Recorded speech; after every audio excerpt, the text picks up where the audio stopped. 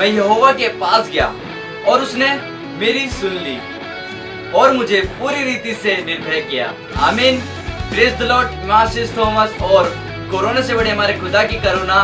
तो आज जो हमारे चैनल पे आ रहे हैं असेंबली ऑफ बिलीवर्स चर्च आया नगर की कलीसिया से पास्टर ऋषभ मसीह। चलिए इनको सुनते हैं और आशीष पाते हैं। Praise the Lord. Praise Lord. परमेश्वर के नाम से आपको सलाम कहता हूँ और धन्यवाद करता हूँ इस टीम का जो परमेश्वर की करुणा के बारे में बात कर रहे हैं और प्रचार करा रहे हैं खुदा के भिन्न भिन्न खादिमों से कि परमेश्वर की करुणा कितनी बड़ी है और ये कोरोना जो बीमारी चल रही है उससे तो बहुत ही बड़ी है। मैं धन्यवाद करता हूँ आसमान खुदा का कि उसने ये मुकर्रर किया कि हम कोरोना से बड़ी परमेश्वर की करुणा है उसके बारे में बात कर सके, उसके बारे में जान सके।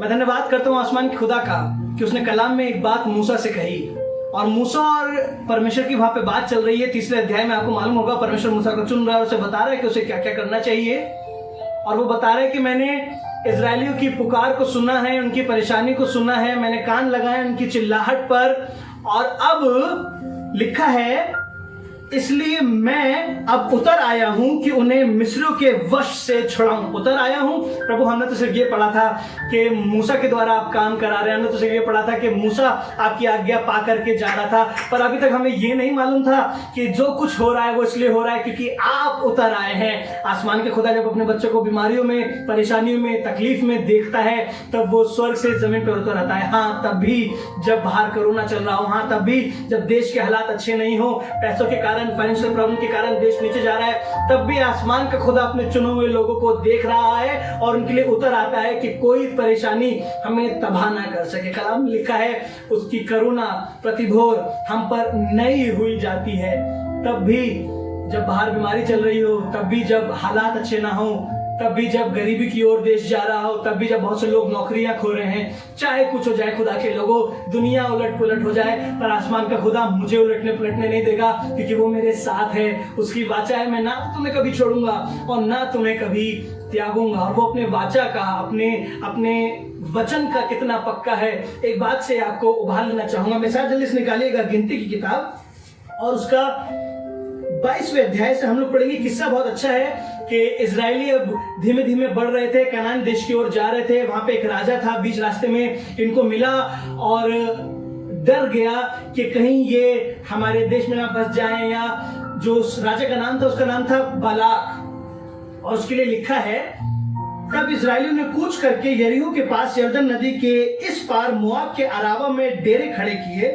सिप्पोर के पुत्र बालाक ने देखा कि इजराइल ने एमोरियों से क्या क्या किया है, इसलिए मोआब ये जानकर कि इजरायली बहुत है उन लोगों से अत्यंत डर गया, यहाँ तक कि मोआब इजरायलियों के कारण अत्यंत व्याकुल हुआ। तब मोआबियों ने मिद्यानी पुरनियों से कहा अब वो दल हमारे चारों ओर के सब लोगों को ऐसा चट कर जाएगा जिस तरह बैल खेत की हरी घास को चट कर जाता है। इसको डर था कि हमारा देश को इजरायली लोग चट कर जाएंगे। अब हुआ ये है कि इनको मालूम है कि खुदा का एक दास, इसने अपने कुछ समझदार लोगों को, पुरनियों को भेजा खुदा के एक दास के पास जिसका नाम था बिलाम। और बिलाम के पास गया, वहां पे जाके ये लोग कहने लगे कि हमें राजा बालाक ने भेजा है और हमने सुना है कि तू जिसे आशीष दे देता है वो आशीषित हो जाता है और तू जिसे श्राप दे देता है उसके ऊपर श्राप आ जाता है। इसलिए हम चाहते हैं कि इजराइल के लोगों को तू श्राप दे ताकि हम उन पे विजय को प्राप्त कर सकें। बिलाम ने कहा अच्छा ठीक है, तुम आज रात यहां रुक जाओ, मैं खुदा से दुआ करूंगा और पूछूंगा कि खुदा क्या चाहता है। और उसके बाद लिखा हुआ है कि परमेश्वर ने रात को बिलाम से मुलाकात करी और कहा कि ये तेरे घर में कौन है जो आए हैं। तो उन्होंने बताया कि प्रभु ये इजरायली से डर के आए हैं, चाहते हैं कि मैं आशीष उनको ना दूं पर उनको श्राप दूं कि वो इनके हाथों मरवाए जाएं, क्योंकि उनको डर है कि इनका देश ये लोग चट कर जाएंगे, खत्म कर देंगे, कब्जा कर लेंगे। तब मैं प्रभु का धन्यवाद करता हूँ, वो जिसे चुना गया था कि जिसे आशीष दे उसको आशीष मिल जाए, जिसे श्राप दे उसे श्राप मिल जाए। उससे परमेश्वर कुछ यूं कह रहा है 12वें पद में, परमेश्वर ने बिलाम से कहा तू इनके संग मत जा, उन लोगों को शाप मत दे क्योंकि वो आशीष के भागी हो चुके हैं। क्यों हो गए आशीष के भागी आपको मालूम? क्योंकि यहोवा उनके लिए उतर आया है। अभी हमने निर्गमन में पढ़ा कि मैं इनके लिए उतर आया हूं, क्योंकि यहोवा उतर आया इसलिए वो आशीष के वारिस हो चुके हैं। इसके बाद लिखा है, भोर को बिलाम ने उठकर बालाक हाकिमों से कहा, तुम अपने देश को चले जाओ, क्योंकि यहोवा मुझे तुम्हारे साथ जाने को आज्ञा नहीं देता। तब मोआबी हाकिम चले गए और बालाक के पास जाकर कहा, बिलाम ने हमारे साथ आने से मना किया है। इस पर बालाक ने फिर और हाकिम भेजे जो पहले से प्रतिष्ठ और गिनती में भी अधिक थे। और हाकिमों को भेजा जो पहले से और समझदार और गिनती में भी ज्यादा थे। एक और बीमारी आ गई जो बहुत खतरनाक है। बीमारी कोरोना से तो हो गुजर रहे थे, अब लॉकडाउन जैसी परेशानी भी हमारे सर पर आ रही है। इससे हो गुजर रहे थे कि अब टिड्डियां भी आ गई। इससे हो गुजर रहे थे कि अब भूकंप भी आने लगा है। नौकरियां लोगों की जाने लगी हैं, पैसे लोगों के पास कम पड़ते जा रहे हैं। चाहे कुछ हो जाए, पर अभी भी परमेश्वर अपनी बात पे टिका हुआ है कि सुन, तो इनके साथ मत जाना।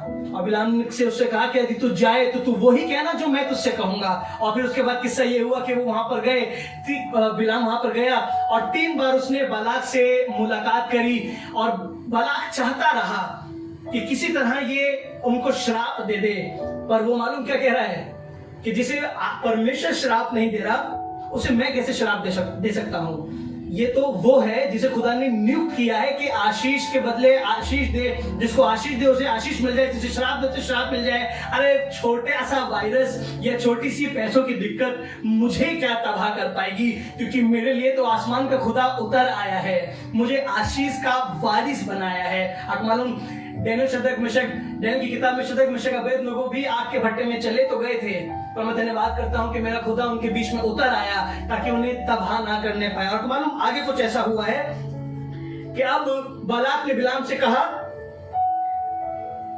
आ मेरे लिए याकूब को शाप दे, आ इज़राइल को धमकी दे।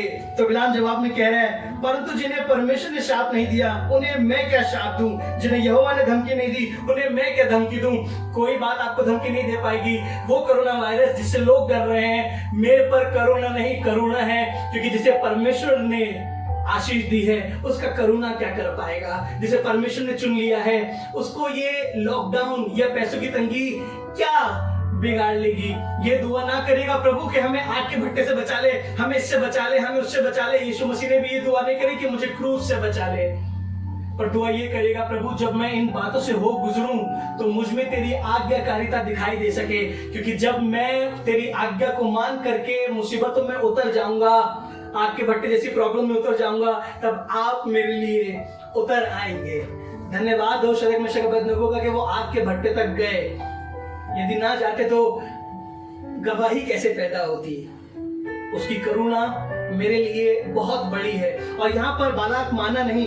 अब 11वें पद में क्या कह रहा है, तब बालाक ने बिलाम से कहा, तूने मुझसे क्या किया, मैंने तुझे अपने शत्रु को शाप देने को बुलाया, परंतु तू उन्हें आशीष ही आशीष दी है। हाँ, इसलिए आशीष ही आशीष दी है क्योंकि आसमान के खुदा ने उन्हें आशीष देने के लिए बुलाया है। वो कह रहा मैं उतर आया हूँ। डरिएगा नहीं किसी बीमारी से, डरिएगा नहीं लोगों की नौकरी चले जाने से, चाहे आपकी भी क्यों ना चली जाए, आपके भट्टे में आप ही क्यों ना पहुंच जाए, पर डरिएगा नहीं किसी बात से। यहोवा ने मुझसे वाचा बांधी है, उसका वायदा है कि मैं ना तो तुम्हें कभी छोड़ूंगा और ना तुम्हें कभी त्यागूंगा।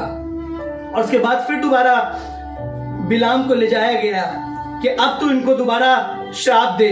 तो 21वें पद में लिखा है, उसने याकूब में अनर्थ नहीं पाया। परमेश्वर ने बिलाम से कहा, बिलाम बालाक से कह रहा है, देख आशीर्वाद देने की आज्ञा मैंने पाई है, वो आशीष दे चुका है और मैं उसे नहीं पलट सकता। उसने याकूब में अनर्थ नहीं पाया और न इज़राइल में अन्याय देखा है। उसका परमेश्वर यहोवा उसके संग है। कह रहा है उसने याकूब में कोई गलत बात नहीं देखी, कुछ अनर्थ नहीं पाया। अभी 21वें अध्याय में उनके कुड़कुड़ाहट के कारण सांप भेजे हैं कि उन्हें डस सके, पर आपको मालूम परेशानी के साथ साथ उसने निकास भी भेजा कि एक पीतल का सांप टांग दे कि जो उसको देखे जहर उनके अंदर से निकल जाए। खुद जो पिता होने के नाते अपने बच्चों के साथ कर रहा है वो कर रहा है, पर किसी और को करने नहीं दे रहा। वो बीमारी जो किसी और ने बनाई है, वो नौकरी जो किसी और की जा रही है, वो जो लोगों के साथ गलत हो रहा है, हाँ अब आपके साथ भी होना शुरू हो गया है। पर आसमान का खुदा कह रहा है कि मैं तो उतर आया हूं उन लोगों के लिए जिन्हें मैंने चुन लिया है। आसमान के खुदा की बरकत है ये कि वो मेरे साथ है। दुनिया श्राप देने के लिए पीछे घूम रही है, चाहे बीमारी सबको चट कर जा रही है, पर मुझे नहीं कर पाएगी क्योंकि मेरा यहोवा मेरे संग है। और यहां पर भी बालाक माना नहीं। अब 24वें अध्याय के 10वें पद में फिर कह रहा है कि अब इनको श्राप दे। तो बिलाम ने 24वें अध्याय के 10वें पद में कहा, तब बालाक का कोप बिलाम पर भड़क उठा और उसने हाथ पर हाथ पटक कर बिलाम से कहा, मैंने तो तुझे अपने शत्रुओं को शाप देने के लिए बुलाया, परंतु तूने 3 बार उन्हें आशीर्वाद ही आशीर्वाद दिया है। क्यों दे रहा है आशीर्वाद? वो जो बुलाया गया था इसलिए कि श्राप दे, वो श्राप के बदले आशीष दे रहा है सिर्फ इसलिए क्योंकि यहोवा उनके लिए उतर आया है। वो इसलिए आशीष दे पा रहा है क्योंकि यहोवा ने उनसे कहा है कि ये मेरे लोग हैं, इन्हें श्राप ना देना, इन्हें आशीष देना। आपको बताना चाहता हूं उसकी करुणा बहुत बड़ी है, मुझे तकलीफों से बचाती है।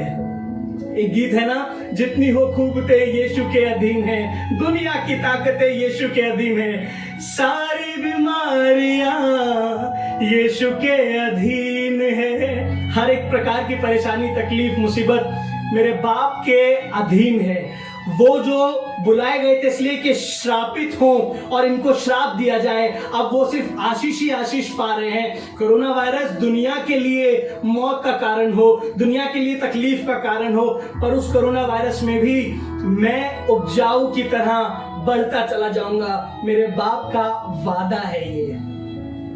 बिलाम गया तो था वहां पे, बिलाम को बुलाया तो इसलिए गया था कि वो श्राप दे, पर अब वो आशीष ही आशीष दे रहा है सिर्फ इसलिए कि यहोवा उनके लिए उतर आया है। मेरा विश्वास है इस प्रचार से आपको विश्वास मिले कि मेरे घर का और मेरा कुछ बुरा ना होगा, प्रभु यीशु के नाम से आमीन। प्रभु आपको आशीष दे।